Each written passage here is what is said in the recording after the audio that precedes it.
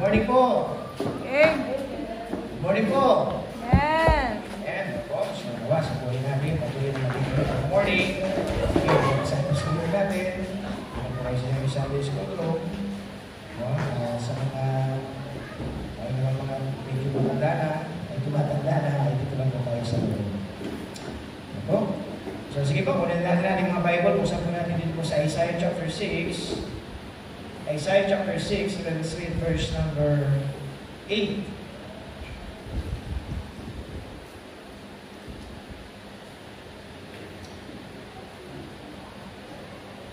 Isaiah chapter 6 and verse number 8. Basahin natin ang sabay-sabay right in the game.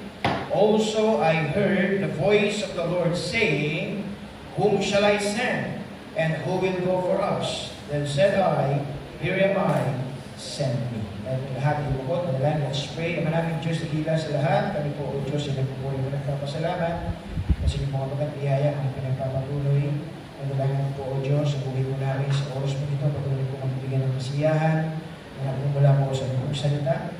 Mga pribilehiyo, O Diyos, na kami po'y maglingkod. Pribilehiyo, O Diyos, na kami po'y magpuli sa inyong pangalan. Kaya dalangin po, O Diyos, sa buhay po ng bawat isa.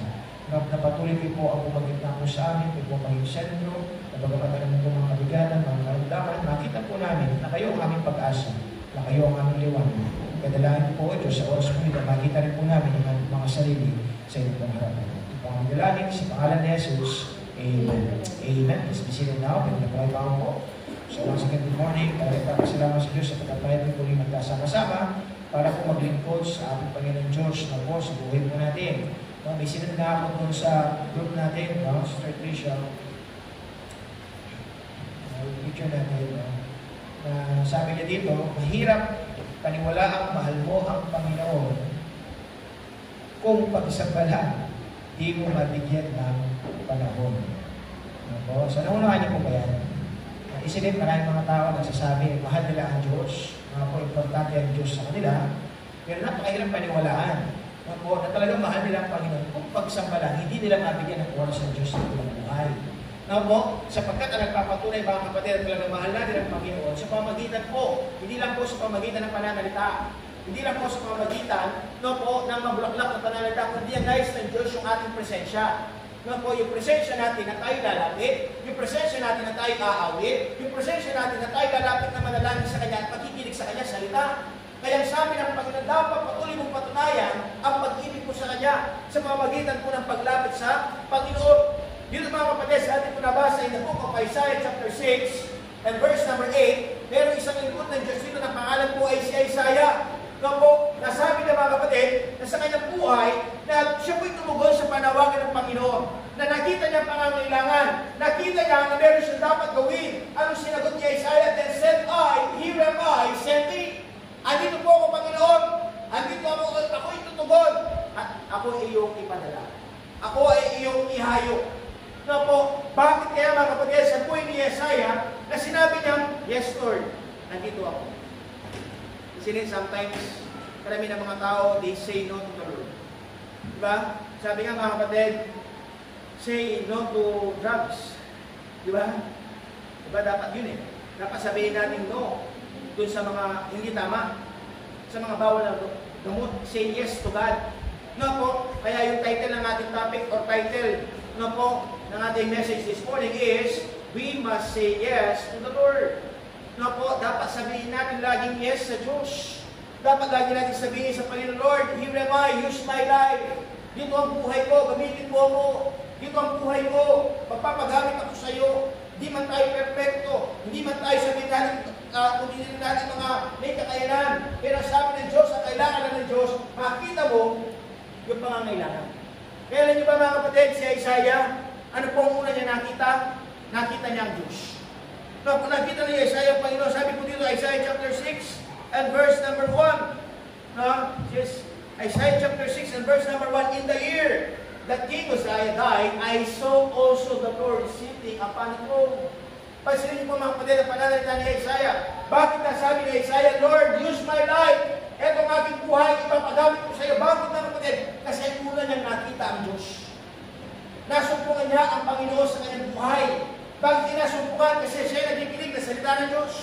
Sa tingin niyo po mga kapatid, paano makikita ang Diyos kung hindi ka naman nakikinig ng Kanya salita? Paano makikita ang Panginoon sa iyong buhay kung ikaw ay wala namang oras sa Diyos? Kaya sabi ng Panginoon mga kapatid, maraming mga tao, hindi nila sabihin natin na maibigay yung kanilang blessing, hindi nila masabi na sabihin nila sa Panginoon, Lord, nandito ang aking buhay sa pagkabangit. May kulang sa kanila. Pakikinig na salita ng Diyos. Kaya si Isaiah mga kapatid, bakit siya nakukuha sa Diyos? Bakit nakuha ni Isaiah na sumunod sa Diyos? Kasi bakit? Nakita niya ang Diyos.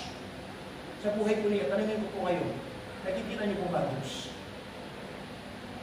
Nakikita niyo po ba ang pagkilos ng Diyos? Nakikita niyo po ba yung layunin ng Diyos sa iyong buhay? Sabi ko mga kapatid, bakit karamihan ng mga tao hindi nila nakikita ang Diyos? Bakit? Kasi mali yung kanilang posisyon. Malayo sila sa Diyos. Dahil malayo sila sa Panginoon, nasubukan niyo po ba tumingin sa malayo? Yung tumingin ka sa malayo, ano makikita mo? Yung mga bagay na malalayo, maliliit lang, tama mo ba? Minsan malabo pa. Bakit? Kasi napakalayo mo. Di ba? Maliit lang ang iyong nakikita. Minsan blurred pa. Bakit? Kasi nga ikaw ay malayo. Pero kapag ikaw ay malapit, mga kapatid, makikita mo, napakalaki, napakaganda. Makikita mo, ma-appreciate mo yung isang bagay. Bakit? Kasi nga ikaw ay malapit. Ang tanong ko sa umagang ito, ano ang iyong posisyon sa harapan ng Diyos? Malayo pa ba sa Panginoon o malapit ka sa Diyos? Hindi niyo po ba? Sa buhay natin mga kapatid, nasaan kaya tayo? Saan kaya yung lugar natin? Malayo ba tayo o malapit sa Diyos? Nasabi ng Panginoon, karamihan ng mga tao, hindi nyo nakikita ang Diyos. Hindi nyo nakikita ang pagkilos ng Panginoon. Bakit? Kasi nga, napakalayo na natin sa Diyos. Bakit tayo malayo? Kasi nga, wala tayong oras sa Diyos. Bakit ka malayo? Kasi nga, inuunang mong barkada, inuunang bisyo, inuunang ibang bagay. Kaya hindi mo nakikita ang Diyos sa iyong buhay. Kaya sabi ng Panginoon mga kapatid, bakit hindi natin piliin na lumapit? Bakit hindi natin piliin mga kapatid na tayo lalapit, makikinig ng Kanyang salita? Yes! Lagi po sinasabi mga kapatid, walang problema sa trabaho, kailangan ng tao yan. Walang problema sa pag-aaral, kailangan matuto. Walang problema sa mga sabihan ng mga ibang bagay. Pag-ilibanting, walang problema dyan. Pero nagiging problema lang kapag ikaw na ay malayo sa Diyos. Kaya dapat sa buhay natin mga kapatid, huwag na huwag dumating sa punto na hindi na natin nakikita ang Diyos. Bakit hindi mo na nakikita? Kasi nga, malayo ka na sa Diyos. Kaya nakakalungkot mga kapatid, maraming mga tao, hindi sila nakakasunod sa Diyos. Ayaw nila magpagamit, ayaw nila maglingkod. Bakit? Kasi nga, may kulang. Ano yung kulang? Pakikinig ng salita ng Diyos. Ano yung kulang? Paglapit sa Panginoon. Ano yung kulang? Pananalangin. Kailan niyo ba mga kapatid, si Isaiah, bakit siya tumugon sa Panginoon? Kasi bakit? Nakita niya ang Diyos. Bakit niya nakita? Kasi malapit siya sa Diyos. Kaya tanongin ko po ulit sa umaga po ito. Ano na ang inyong posisyon sa harapan ng Diyos? Malayo po ba kayo sa Diyos o malapit sa Diyos? Maraming salamat kayo natin dito. Pinili niyo maglingkod, pinili niyo magbigay ng oras, pinili niyo mga kapatid, na sa inyong buhay na ilapit ninyo ang inyong sarili sa Panginoon. Kailan niyo ba mga kapatid, nakita ni Isaiah, napakadakila ng Diyos. Kasi ninyo nga mga kapatid, sa verse number 3, Isaiah chapter 6 and verse number 3, sabi dyan, and one cried unto another said, Holy, holy, holy is the Lord of hosts. The whole earth is full of His glory. Could you imagine mga kapatid, nakita ni Isaiah na napakabanal. Banal na banal ang Diyos. Dakila siya. Lahat ng bagay na nasa mundo ito, mga kapatid, ay nasa kaluwalhatian ng Diyos. Inuulit ko mga kapatid, bakit si Isaiah nasabi niya sa Panginoon, Lord, ito ang aking buhay, gamitin mo. Bakit kasi nakita ng Diyos, napakabanal ng Diyos. Napakadakila ng Panginoon. Napakapangyarihan ng Panginoon. Lahat ng bagay sa mundo ito, mga kapatid, ay nandoon ang paggabay ng Panginoon. Kaya sabi ng Diyos, mga kapatid, maraming mga tao, inuulit ko po, nakakalungkot, hindi nila nakikita ang Diyos. Kapag may pera sila, hindi nila nakikita ang Diyos. Kapag marami silang kasama, hindi nila nakikita ang Diyos. Kapag mayroon silang mga bisyo, mga barkada, hindi nila nakikita ang Diyos. Kaya sabi ng Diyos, nakakalungkot, kailan kaya yung Yung time na gusto mong makita ang Diyos. Kapag ba nag-iisa ka na lang, doon ba gusto makita ang Diyos? Kapag ba may karamdaman ka na matindi, doon mo gusto makita ang Diyos? Ang sabi ng Panginoon, mga kapatid, kahit wala ka sa mga ganong sitwasyon, pwede mo makita ang Diyos.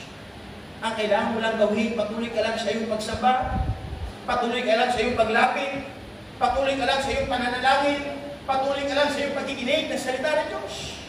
Opo, kaya sa buhay na mga kapatid, pansinin niyo po mga kapatid, napakaraming tao, pero konti lang ang pumipili sa Diyos. Amen po ba? Konti lang yung pumipili. Maraming salamat, pinili niyo ang Diyos eh. Opo, pinili niyo magsamba. Pinili niyo sabihin natin magpuri, umawit. Di ba? Sa totoo lang, pwede naman kayo maglibot, pwede naman kayo magtrabaho, pwede naman kayo tumambay sa inyong mga tahanan, pero dahil nga nakikita niyo ang Diyos na kailangan siya purihin, na kailangan siya sambahin, sapagkat ang Diyos ay banal, kaya kayo nandito. Kaya sabi ng Diyos na kapatid, ipagpatuloy mo, na dapat sasabihin mo sa Lord, yes Lord, nandito ang aking buhay. Nandito ang Diyos sa buhay natin. Sabi nga ng isang picture, God is standing with us. The first picture says, God is standing with us. We need more Christians. Basahin nyo nga. Basahin nyo nga. Ready, begin.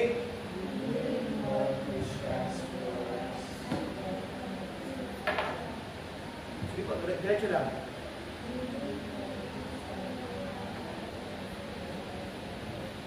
Sabi dyan mga kapatid, God is standing with us. Ang Diyos, nakatayo siya na kasama natin. Bakit nga mga kapatid? Kasi nga siya tayo malapit sa Diyos. Kasi nga tayo lumalapit sa Kanya, nakikinig na Kanyang salita. So ngayon ang Diyos, tatayo siya na kasama natin. So ngayon mga kapatid, sabi niya dito, ang Diyos, nangangailangan siya ng maraming mga Kristiyano na sila ay dapat excited sa mga bagay na maka-Diyos. Sa mga bagay na para sa Panginoon. We need more Christians who have not lost their passion for Christ. Who have not left their first love. At alam mga kapatid, sa inyong paglilingkod, sa inyong pagsamba, masaya pa po ba kayo? Abagin po kayo. Mamigay masaya pa. Diba? Sa inyong paglapit sa Diyos, masaya pa po ba kayo? Sa inyong pananambahan, mga kapatid, masaya pa po ba kayo? Sa inyong ginagawa para sa Diyos, masaya pa po ba kayo? Sa inyong pagsamba, sa inyong pananalangin, sa inyong pag-awit, the question this morning, masaya ka pa ba? Na ginagawa mo yan para sa Diyos. Mga kapatid, isa nakakalungkot, marami mga Kristiyan, bakit di sila nakakapagpatuloy na maglingkod sa Diyos? Sapagkat nawawala na yung kanilang kasiyahan sa pagsamba, nawawala na yung kasiyahan sa kanilang paglilingkod, nawawala na yung kanilang kasiyahan sa pananalangin, nawawala na yung kanilang kasiyahan sa pag-awit para sa Diyos. Kaya sabi ng Diyos, mga kapatid, naiwan nila o nakalimutan na nila ang kanilang unang pag-ibig.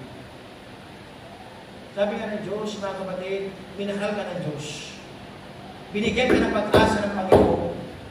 Binigyan ka ng pagkakataon, panibagong pagkakataon na magbago ang Diyos. So ngayon ang sabi ng Panginoon, tapos ikaw iiwanan mo ang Panginoon. Nung nandun ka na, lumakas ka na. Nung nandun ka, naging marunong ka na, natuto ka na. Sabi ng Diyos, bakit mo iniiwan ng Diyos? Nung walang-wala ka, dinampot ka ng Panginoon. Nung walang-wala ka, pinalakas ka ng Diyos. Nung walang-wala ka, kapatid, ikaw ay binigyan ng pag-asa ng Diyos. Pero bakit minsan sa buhay natin, tila baga, minsan nakakalimutan na natin ang Diyos sa buhay natin. Kaya sabi dyan, mga kapatid, God is standing with us. Tumatayo, nakasama natin ang Diyos. Kaso, ang Diyos ay naghahanap ng mga maraming Kristiyano. Na dapat excited pagdating sa Diyos. Excited pa ba kayo sa Amen? Amen. Excited pa ba kayo sa ating magsimba? Amen? Ganun eh. Excited tayo. Pastor, excited ako, pero bakit yung iba wala? Bakit yung iba hindi excited? Ang sabi ng Diyos, kapatid, ang importante ikaw. Di ba? Huwag mong alalahanin yung iba. Kasi bakit? Yung ginagawa nila, hindi mo magbibigay sulit. Di ba? Basta ang tingnan mo, yung sarili sa harapan ng Diyos. Kahit wala sila, kahit hindi sila sasama, kahit hindi sila magsisiba, basta ako, lalapit ako sa Diyos. Amen? Pero nakaisipan natin. Sapagkat lagi ko sinasabi mga kapatid, hindi nakabase ang pagsamba sa iba. Di ba? Nakabase ang ating pagsamba sa Diyos. Between you and God. Kamukha ko, bilang pastor. Saan nakabase ang ating pagsamba? Sa nakabase ang ating pangangaral sa tao? No po, dahil konti lang ang tao, hindi nagaano maano yung pananalita, masigla, di ba? Manlulupay-pay. Hindi mga kapatid, kasi nga bakit? Kasi nga yung audience natin ng Diyos. Nakatingin sa atin, if we are giving our best, if we are excited mga kapatid, sapagkat ka ang Diyos, tumatayo siya, sa tabi natin, tinitignan niya yung ginagawa, tinitignan niya yung iniisip, tinitignan niya yung puso. Kung ikaw ba ay lumalayo na sa Diyos. Kaya sabi ng Panginoon mga kapatid, si Isaiah, nagbigay ng katugunan sa Diyos. Bakit? Kasi nakita niya ang Diyos. Yun po yung una. Pangalawa mga kapatid, na kanyang nakita niya ang kanyang sarili. Kaya po, Isaiah chapter 6, verse number 5. Isaiah chapter 6 and verse number 5. Pansinin niyo po ito mga kapatid. Isaiah chapter 6 and verse number 5. Gusto ko basahin niyo po ito. Sige, para mawala yung antok ninyo. O pa magkaroon tayo ng participation. Isaiah chapter 6 verse 5. Exit ko lang. Maglalaging. Loading ko po. Isaiah 6 verse 5. Sama ko natin sa panalangin ng isang system natin. Kaya dito yung sounds. Hindi yung mahanda dito din. Kaya pray natin. Sana maayos siya. Pero kahit ganyan man, meron tayo isang yan, sige. Basahin nyo nga. Isaiah chapter 6 and verse number 5. Ready, begin? Said I, woe is me, I am God, because I am a man of weakness. I dwell in the gates of people of weakness, and my eyes see the King, the Lord. Pansinin niyo po mga kapatid, yung una nakita ni Isaiah, kaya siya nakapaglingkod sa Diyos, kaya siya nagsusuko ng buhay, sapagkat una, nakita niya ang Diyos. Nakita niya ang kabanalan ng Diyos. Nakita niya ang Diyos sa iyong liwanag. Mga kapatid, dito naman, pangalawa niya, nakita niya ang kanyang sarili. Sabi niya dito, Panginoon, at sinabi ko sa aking sarili. Sabi niya dito sa verse number 5, who is me? Sino ba ako? Sapagkat ako ay hindi, sabi na, I am undone. Hindi ako matuwid. Diba? Marami akong kapitasan. Sabi niya, ako ay tao na may maruming bibig. Ibig sabihin yung pananalita, hindi tama. Matigas ang pananalita, and I dwell in the midst of a people of unclean lips. Nandun ako sa kalagitnaan na maraming tao masasama. No po, for my eyes, sabi niya, I have seen the King, the Lord of hosts. Nakita ni Isaiah, na kung titignan niya ang kanyang sarili, marami pala siyang pagkukulang. Marami pala siyang dapat baguhin. Marami pala siyang dapat ayusin. Bakit? Kasi nakita niya, hindi tama ang kanyang buhay. Di ko pa nga sabi ko nga po sa inyo, bakit maraming mga tao, hindi sila makalapit-lapit sa Diyos kasi akala nila, wala na silang kailangan ayusin. Ayusin na sila, mabait sila, religyoso sila, di ba? Diba, wala na silang kailangan ayusin, hindi na ako mag-church. Kayo masama kayo, magkayo na lang mag-church. Yun po ba? Hindi. Na po, kailangan mga kapatid sa buhay natin, makita natin na yung ating sarili. That we are nothing without God. Na po, na tayo mga kapatid, na po, marami pa tayong dapat ayusin, marami pa tayong dapat i-develop, marami pa tayong dapat mga kapatid sa buhay natin dapat baguhin. Bakit? Kasi nga, hindi tayo perfect. Yun ang reason na dapat nagsisimba tayo. Bakit? Para palalahanan tayo sa mga bagay na dapat natin gawin. Sa pagkatala niyo mga kapatid, kapag ang tao hindi na nagsisimba, nandun na magpapakasasa sa kasalanan. Magpapakasasa sa mali. Nakakalungkot nung una, nakita natin napakaganda na ng kanilang buhay, nakasama natin naglingkod, pero ngayon makikita mo nakablandi na. Diba? Iba na yung kanyang mukha, iba na ang village. Na po, kasi bakit? Kasi nga, hindi na nagpatuloy sa kanilang pagsamba. Hindi na nagpatuloy na makinig na salita ng Diyos. Kaya ano nangyari? Bumalik sila sa dati nilang ginagawa. At, nagpaka-worse pa. Could you imagine? Kaya sabi ng Diyos, mga kapatid, dapat sa buhay natin, may ilagay sa ating puso kaisipan, dapat patuloy ako maglingkod, magsamba. Bakit? Kasi marami akong dapat ayusin, marami akong dapat baguhin, marami akong dapat i-develop sa aking buhay, sapagkat ang Diyos, siya lang ang makakapagpagaling sa akin. At bakit ko sinabi magpapagaling? Sapagkat meron tayong karamdaman, anong karamdaman natin? Kasalanan. Adik tayo sa kasalanan. Adik tayo sa mali. Minsan ayaw natin magpaturo, ayaw natin magpatuwid. Kaya no doubt mga kapatid, marami mga Kristyano umaayaw sa kanilang paglilingkod. Bakit? Kasi ayaw nilang pinagsasabihan. Kasi bakit? Buhay ko to, pastor. Bakit mo ko pinagigialaman? Gagawin mo ang gusto mo. Kung saan ako masaya. But the question is this. I-recognize mo lamang yung kasiyahan mo. Hindi mo i-recognize sa buhay mo yung kasiyahan ng Diyos. Amen? Dapat, tingnan mo, masaya ba ang Diyos? Ginagawa mo.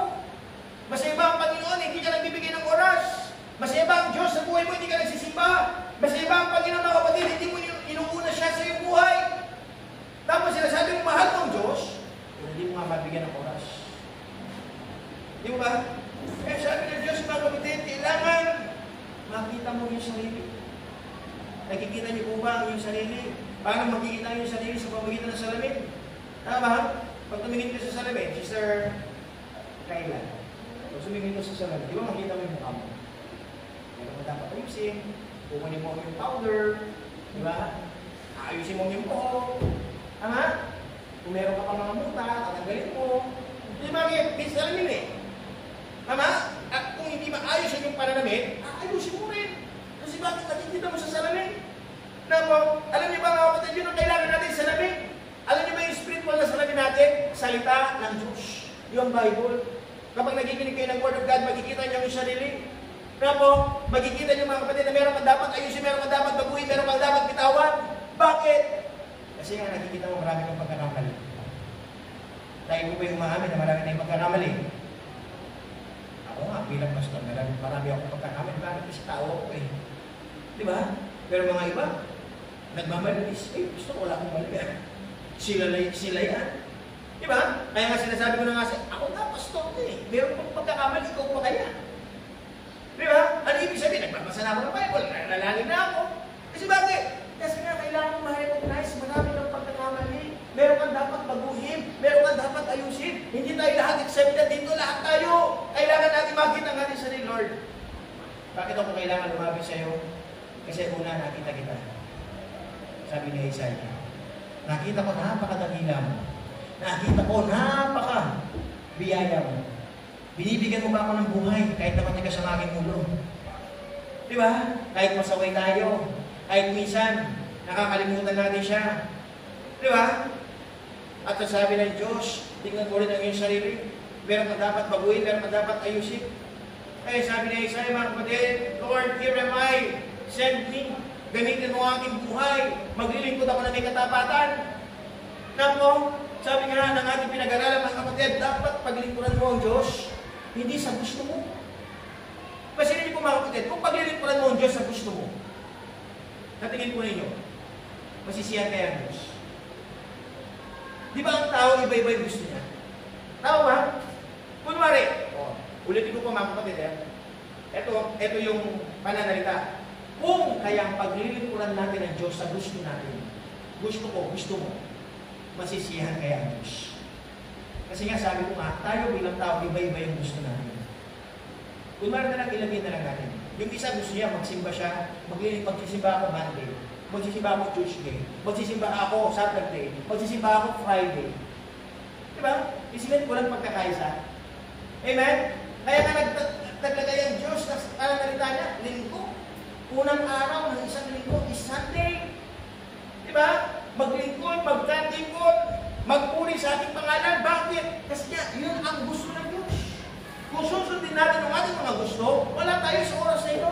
Pero kung susundin natin yung gusto ng Diyos, na araw na linggo, magsimba ka, nandito tayo. Amen? Hindi din eh. Diba? Mga kapatid, kung uunahin natin sa rin natin kagustuhan, nasasabihin natin sa Lord, paglilingkuran kita sa gusto ko. Diba? Sa pamamaraan ko. No po, lalayo ka sa Diyos at hindi ka mananatili. Kasi nga bakit ang tao on and off? Ang tao by mood. Magsisimba ka sa gusto mo, ibig sabihin magsisimba ka kapag nakamod ka. Kapag hindi ka na nakamod, hindi ka na magsisimba. Hindi ka na maglilingkod, hindi ka na mananalangin. Pwede po ba yun? Hindi. Diba? At mang sitwasyon ng ating buhay, dapat naglilingkod tayo sa Diyos. Bakit? Kasi yun ang sabi ng Diyos eh. Diba? Yun ang utos ng Diyos. Yun ang nais ng Diyos sa buhay natin. Kaya in spite ng ating mga pinagdadaanan sa buhay, may kabigatan, may kabiguan, may problema, may karamdaman, dapat patuloy mo pa rin paglingkuran ng Diyos. Sapagkat nga, yun ang gusto ng Diyos. Humanly speaking, tayo, anong gusto natin? Gusto natin magpahinga na. Sa bahay na lang. Diba ang tao, ang dami niyang dahilan? Dami dahilan ng tao. Hindi na umupo sa kanyang dahilan. Lagi siya nagre-reason out. Lagi siya nagsasabi, kasi po ganito, kasi po ganito, kasi po ganito. Diba? Dami dahilan. Kaya, at ano ng Diyos, kaya darating yung time na yung tao, magiging ganyan yung gusto ng Diyos. Diba? Kaya nga dito mga kapatid, si Isaiah, anong ginangyari sa kanya? Nakita niya ang kanyang Panginoon. Dakila, banal, makapangyarihan. Pangalawa niya nakita niya ang kanyang sarili. Marami pala siya dapat gawin. Marami pala siya dapat ayusin. Marami pala siya mga pagkakamali na kailangan niyang ituloy sa kanyang buhay. Pangatlo niya nakita niya yung maraming tao. Maraming tao na malayo sa Diyos. Maraming tao na walang oras sa Diyos. Maraming tao na hindi kilala ang Panginoon. Yung ba, hindi pastor, paano nila hindi nila kilala ang Panginoon? Tumatawag nga sila sa Diyos eh. Ang tanong, hindi natawagan ba nila Diyos? Yung ba talaga ang Diyos na buhay? Naintindihan niyo ba? Yes, tumatawag nga sila sa Diyos, pero hindi naman ang Diyos ang kanila natawagan. Bakit? Kasi nga, mali ang kanilang pagkaunawa sa Diyos. Kaya hindi ang Diyos yun. Kaya nga sabi ng Panginoon, mga kapatid, kailangan mong ipaunawa sa kanila. Isaiah chapter 6, buksan po natin muli mga kapatid. Isaiah chapter 6. Nga po, nasabi nito mga kapatid, verse number 9, Isaiah 6 verse 9. Pasinin niyo po yung pananalita ng salita ng Diyos. And said, go, and tell these people, ito po, pagbigyan naman ito sa Diyos. Nga po, nasabi niya, Isaiah, pasinin mo, humayo ka, at sabihin mo dito sa mga tao, makinig kayo. Sabi niya, hear ye indeed, dapat kayong makinig. Nga po, kaya pasinin niyo yung kasunod na pananalita, but understand na. Diba? Nakakalungkot, sabi ng Panginoon, maraming mga tao, nakikinig nga, pero hindi naman naunawaan. See indeed, nakikita nyo nga, pero hindi nyo naman, hindi naman kayo na kumikilos, perceive na. Diba? Hindi ka na namumove. Hindi ka nag-take action. Na po, kaya nakita ni Isaiah, malaki ang pangangailangan sa verse number 10. Ano sabi ng Panginoon mga kapatid? Sa verse number 10, make the heart of these people fat. Diba? Anong utos niya ang Panginoon kay Isaiah? Isaiah, umayo ka. Marami pang tao hindi nakakalam sa akin. Marami pang tao hindi nakakaunawa sa akin. Nakakapaginig nga sila pero hindi nila ako naiintindihan.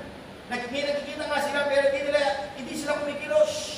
Kaya nagtugon ng Panginoon, mga kapatid, ano sabi ng Panginoon kay Isaiah? Isaiah, gawin mo ang kanilang puso na matataba.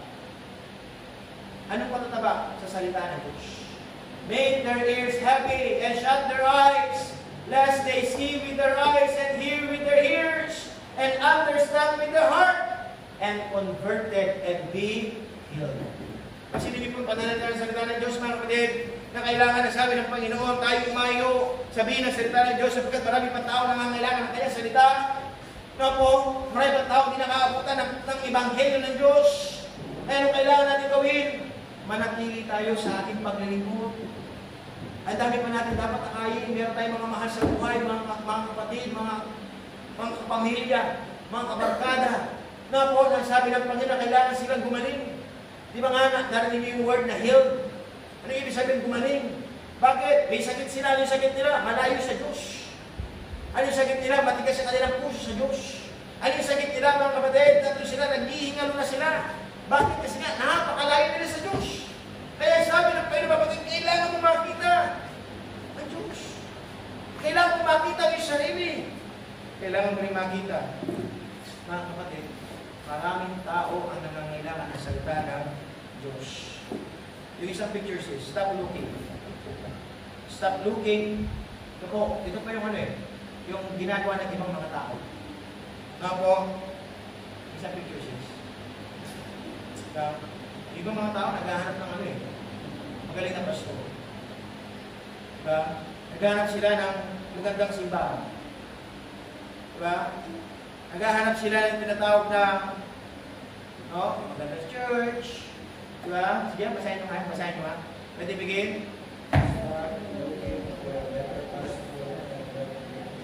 Sige mo na yan. Stop looking. Huwag ka na maghanap. No po, ang magaling na pastor. Diba? May iba kasi naghahanap pa ng mga magagaling na pastor. Diba? Nakatingin sila kung sino pastor nila. Ito, mas magaling ito. Ito, magaling ito. Dito na lang ako. Sabi ng ating pinagalang mga kapatid, stop looking for a better pastor. Diba? Kasi tayo mga kapatid, hindi tayo namimili ng pastor. Diba? Pwede ka ba mamili ng tatay? Kayo, bilang anak, pwede ba kayo mamili ng tatay? Diba? Wala ako, mamimili ako ng pastor. Hindi, binigay niyo sa akin si Pastor Ramirez eh. Nagawa niyo ba? Hindi ko pwedeng palitan. Hindi pwede ako mamili. Tapos, ano sabi niya mga kapatid? In a better church, magandang simbahan. Huwag ka na maghanap ng magandang simbahan. Tapos, minsan ng tao, nag-aanap siya sa simbahan na hindi siya pagagalitan. Sa simbahan na ahayaan lang siya. Kung anong susukutin niya, kung anong gagawin niya. Mga kapatid, dapat hindi ganun. Kapag nagsimbahan, hindi tinuturo ang kasalanan, hindi sa Diyos yan. Hindi niyo ba? Naulit mga kapatid. Kapag ang simbahan hindi tinuturo yung kasalanan na mali, hindi sa Diyos yan. No, anong ibig sabihin? Hindi nila sinasabi yung tama. Hindi nila sinasabi yung salita ng Diyos. Dapat ano sinasabi nila? Sige, okay lang yan. Kahit ano pong gawin, okay lang yan. Sige, okay lang. Di ba? Ano ibig sabihin? Ino-compromise nila yung Word of God. Alam niyo po ba sa Bible, ang mali ay mali, ang tama ay tama. Amen? Ito eh. Di ba? Gusto kong maging ganun na si Pastor. Sasabihin sa inyo, ay sige, kahit magkamali ka, magkasala ka, sige, pagpatuloy mo lang yan. Di ba? Gusto ko ba yung ganun? Para hindi masaktanan yung damdamin. Di ba? Kasi yung iba ganun eh. Nag-aanap sila ng simbahan, yung hindi sila masasaktan. Di ba? Yung hindi sila pagsasabihan. Nga po kayo sabi niya, bakit start making yourself a better member. Then you can see the difference. Dapat gawin mo yung sarili mga kapatid ang maging magandang miyembro. Tamang miyembro. Diba? Tapat na miyembro sa simbahan. Naglilingkod, umaawit na maganda. Nananalangin na may katotohanan. Na handang maglingkod mga kapatid. Yun nga, makikita natin yung malaking pagkakaiba. Nako, so I repeat. Start looking for a better pastor. Nako, start looking for a better church. Be a better member. Maging maganda ka niyan. Maging maganda ka, mananampalataya. Nako, ipakita mo mga kapatid, ipapakita natin yung big difference. Bagamat konti lang tayo, pero sa biyaya ng Diyos, pwede tayong lahat gamitin. Amen po ba? Nako, ayun po yung motivation mga kapatid, yun ang nais ng Diyos sa buhay natin. Maraming po sa umaga nito. Gusto niyo po bang palitin yung pastor? Gusto niyo po bang maghanap tayo ng ibang pastor? Para wala akong usap. Gusto niyo po bang maghanap tayo ng ibang pastor? Ay, ayaw ko na si Pastor Ergo, maghanap naman tayo ng iba. Diba? Alam niyo ba, maraming mga Christian, sila yung nag-Christian hopping. Kung may island hopping, mayroong Christian hopping. Diba? Kung sinabing island hopping, namamasya sa iba't ibang island. Diba? Oh, yung iba naman, mga mananampalataya, pumapasya sa iba't ibang mga church. Diba? Parang kumakain ng fast food, minsan kakain sa McDo, kakain sa Jollibee, kakain sa Chowking. Diba? Walang permanenteng tahanan. Ano ba yung gusto nyo? Yung wala kayong sa masasabing permanenteng church. Diba? Pwede nyo kaya sabihin, ay may church ako, ang church namin, Good Shepherd, sa mga Christian Bible Baptist Church. Pwede ko ba sabihin yun? Ay, may church ako eh. May church ko yun eh. Yung Good Shepherd sa mga Christian Bible Baptist Church. Ay, may pastor na ako. Yung pastor ko, sino? Sino yung pastor nyo? Patricia, sino yung pastor mo? Ha? Pinahiya mo yung pangalan ng pastor? Dapat proud ka na eh. Kasi bakit? Sikat yung pangalan ng pastor. Diba? Kayla, sino yung pastor mo, Kayla? Mamay ko. Diba? Sister Joyce, sino yung pastor mo? Mamaylin? Ikaw ha? Sinusunod mo ba si Mamaylin? Kasi sa akin eh. Diba? Ano naman siya? Sino yung pastor mo? Pastor Ergo. Ha? Ay, Julie, sino pong pastor niya na yun? Wala. proud kayo eh.